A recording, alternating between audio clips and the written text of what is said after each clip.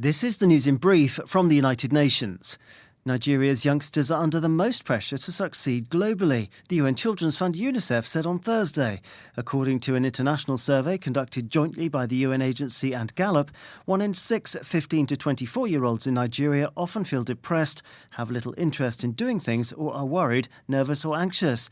Released ahead of World Children's Day on Saturday, the 20th of November, the poll also found that 85% of those contacted said that they felt they were under more pressure than previous generations.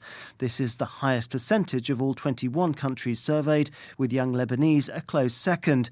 Among their concerns, Nigerian youth were more concerned than anywhere else about their personal data being collected online, ahead of Indonesia and Kenya. They were also very anxious about money, with 74% of females and 66% of males worried about not having enough to buy food.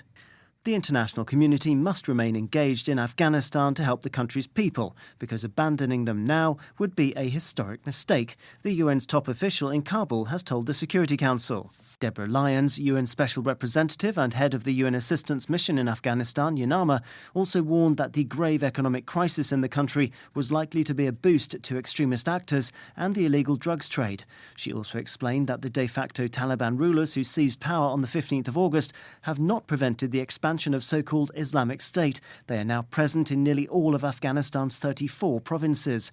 Before calling for the gradual establishment of constructive relations between Afghanistan and the wider world, Ms. Lyons pointed out that terrorist attacks have increased from 60 last year to more than 330 in 2021. To Geneva finally, where young entrepreneurs have been sharing inspiring stories about how they've driven positive change for their communities and the environment, and how all of us can do the same. Speaking at the Youth Activist Summit on Thursday, the 6 invitees included 22-year-old coral reef restorer Titouan Berniko and 15-year-old anti-cyberbullying app inventor Gitanjali Rao.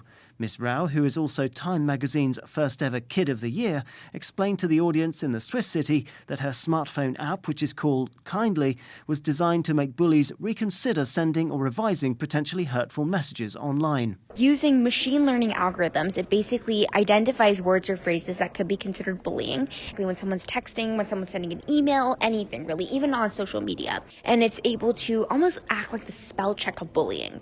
It says this might not be the right thing to say, but it gives you the chance if you want to send it or not. I read an article that says it only takes 7 seconds for a teenager to reevaluate what they're sending. I'm hoping to give them that 7 seconds through Kindly. To find out more about Ms. Rao's campaigning work and the 5 other young activists taking part in the summit, just search online for #YAS21. Daniel Johnson, UN News.